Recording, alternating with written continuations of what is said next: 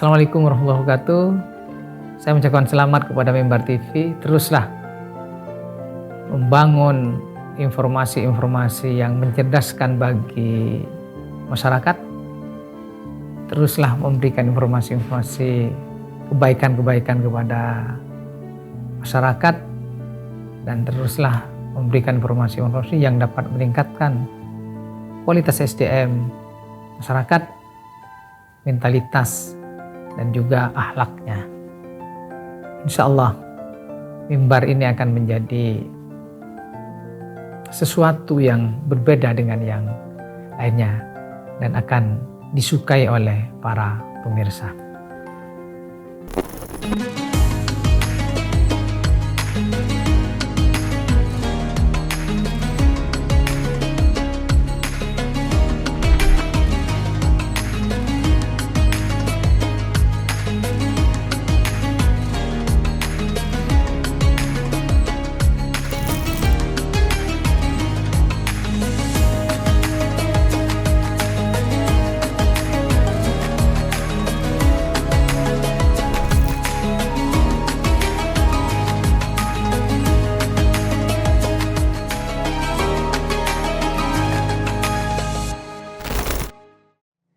Assalamualaikum warahmatullahi wabarakatuh. Waalaikumsalam warahmatullahi wabarakatuh. Bismillahirrahmanirrahim. Alhamdulillahirabbil alamin wassalatu wassalamu ala asyrafil anbiya'i wal mursalin sayyidina wa maulana Muhammadin wa ala alihi wa ashabihi ajma'in amma ba'du. Baik teman-teman yang berbahagia, pada kesempatan kali ini kita akan membahas tentang agama Islam. Islam sebagai agama yang rahmatan lil alamin. Perlu diketahui, Islam yang sebagai rahmatan lil alamin itu punya tendensi dasar di dalam Al-Quran, dalam salah satu surahnya yang berbunyi wa ma arsalnaka illa rahmatan lil alamin. Artinya, tidaklah kami mengutus engkau Muhammad kecuali sebagai rahmat untuk semua alam. Nah, di dalam ayat ini para ulama banyak yang menjelaskan tafsiran-tafsirannya. Sebelum kita tahu tafsirannya, kita perlu tahu ternyata rahmatan lil alamin bagi Islam itu adalah salah satu tujuan utama. Kenapa? Karena di dalam ayat sendiri terdapat nafi yang dinafikan. Artinya di dalam salah satu kitab usul yang jim-jim itu ya, nafi yang dinafikan itu adalah salah satu hasr yang terkuat. Artinya tujuan utama di dalam Islam adalah rahmatan lil alamin. Begitu. Oke, kita next. Di dalam kajian tafsirnya, salah satu ulama terkemuka di dalam mazhab Syafi'i, beliau Imam Al-Mawardi, mengartikan rahmah itu apa? Ternyata beliau cenderung mengartikan rahmah itu adalah nikmat. Cuma di dalam Al-Quran disebutkan rahmah. Kenapa begitu? Ternyata nikmat yang dimaksud karena muncul dari sebuah rahmah, sebuah kasih sayang, maka di dalam Al-Quran disebutkan teks rahmahnya. Ini juga berkaitan erat sekali dengan nikmat-nikmat yang muncul gara-gara Islam.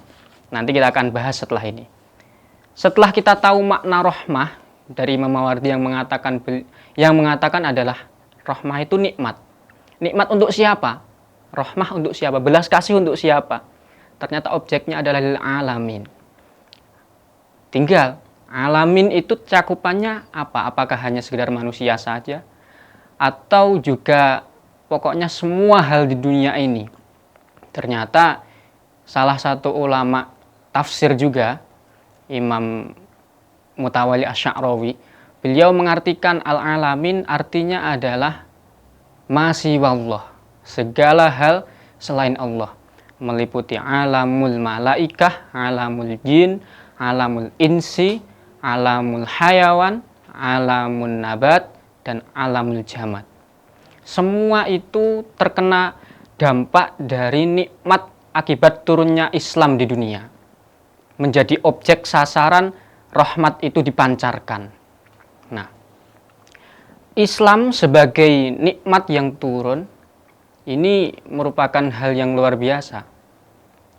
Nikmat apa yang paling besar? Nikmat apa yang paling penting?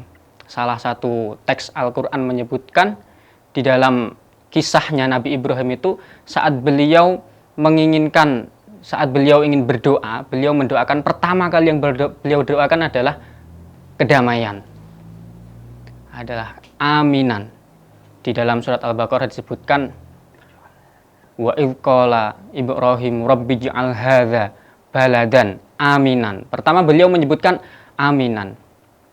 Warzuq ahlahu minas samarat. Baru beliau meminta rizki berupa buah-buahan untuk penduduknya. Ini membuktikan bahwa nikmat yang paling besar, nikmat yang paling penting pertama yang harus diletakkan adalah kedamaian. Ini juga selaras dengan pendapatnya Imam Ar-Razi di dalam Mafatihul Ghaibnya. Nah, dengan nikmat yang berupa kedamaian ini, lantas kita perlu bertanya ini.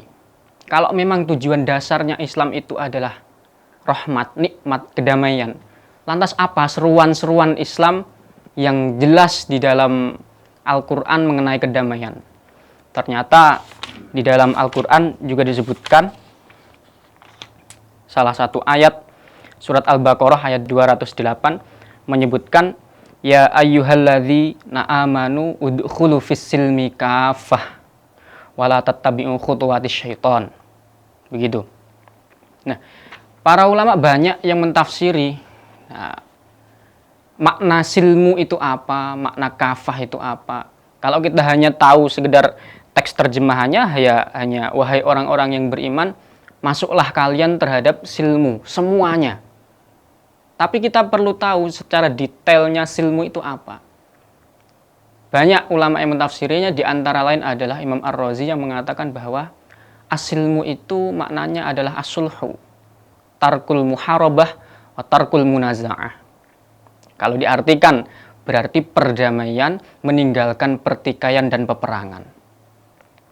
Ini salah satu seruan Islam mengenai kedamaian yang menjadi pondasi utama tertatanya nikmat-nikmat berikutnya. Ini juga berkaitan erat. Ada ayat lain yang punya makna senada di dalam surat Al-Anfal ayat 61 disebutkan wa in janahu lis-silmi fajnah laha wa tawakkal 'ala Allah. Kalau mereka para kaum itu memiliki kecondongan untuk berdamai, maka sambutlah mereka dengan kedamaian dan tawakallah kepada Allah. Begitu. Tidak hanya di dalam Al-Quran saja, seruan kedamaian itu juga bisa ditemukan di dalam hadis Nabi, yang salah satunya bisa difahami dari hadis Nabi yang berbunyi innama bu'ithtu liutammima makarimal akhlak. Dari hadis ini, beliau berdasarkan utusan awal beliau untuk menyempurnakan akhlak-akhlaknya, beliau lantas menolak keras yang namanya kekerasan dan sifat anarkis. Itu terbukti ketika ada salah satu sahabat meminta kepada beliau, wahai Rasulullah, doakan saja kepada orang-orang musyrik itu agar mendapatkan celaka dari Allah. Beliau menjawab, inni lam ub'ats la'anan wa innama bu'ithtu rahmatan. Aku tidak diutus sebagai orang yang sering melaknat, yang banyak melaknat. Tapi aku diutus untuk membawa rahmat, membawa belas kasih. Dasarnya adalah belas kasih. Dan dari hadis ini pula bisa difahami tentang perdamaian itu adalah hal yang mendasar yang perlu untuk dilestarikan. Apakah hal ini hanya sekedar wacana saja? Nyatanya banyak orang-orang yang non-muslim, orang-orang muslim yang katanya Islam, memeluk agama Islam. Kalau benar agama Islam itu menyerukan tentang perdamaian, lantas kenapa ada banyak orang-orang non-muslim yang mungkin bisa dikatakan memecah belah sebuah perdamaian? Kalau kita teliti, bukan kita lantas menyalahkan agamanya, tapi kita lihat apakah kapasitas muslim ini benar-benar memahami seluk-beluk Islam, benar-benar memahami dasar Islam itu sendiri. Kita nggak perlu menyalahkan agamanya ketika ada kesalahan di dalam lapangan, tapi kita perlu teliti, Muslim dan Islam itu adalah hal yang berbeda. Muslim itu orangnya, Islam itu ajarannya. Ketika terdapat kesalahan dari orangnya, bukan berarti ajarannya salah. Bisa jadi orangnya ini salah faham tentang ajaran agamanya. begitu. Juga wacana-wacana ini bukan hanya sekedar wacana saja. Dulu Nabi di era-era beliau masih berjuang menyebarkan Islam itu sudah banyak dicontohkan oleh Nabi. Mulai dari perjanjian saat di Madinah, Piagam Madinah, di mana beliau punya komitmen bersama orang-orang Yathrib, bersama orang-orang yang non-muslim di sana untuk sama-sama membangun peradaban yang adil, yang damai, beretika, dan juga peradaban yang tentu tentram. Begitu. Selain itu, selain perjanjian Piagam Madinah, beliau pada histori berikutnya, saat beliau ingin umroh bersama dengan jamaahnya, beliau dihalangi oleh orang-orang kafir Makkah.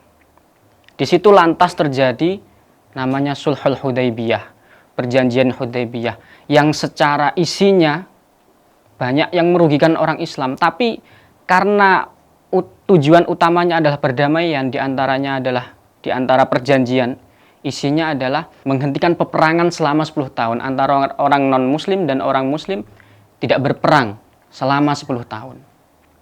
Demi ini, lantas beliau merelakan untuk mengambil resiko berupa mungkin perjanjian-perjanjian yang merugikan seperti itu. Ketika ada orang muslim yang murtad menuju ke Mekah, maka tidak boleh dikembalikan pada Nabi. Tapi sebaliknya, ketika ada orang kafir, dia memeluk agama Nabi, Nabi harus mengembalikan kepada mereka.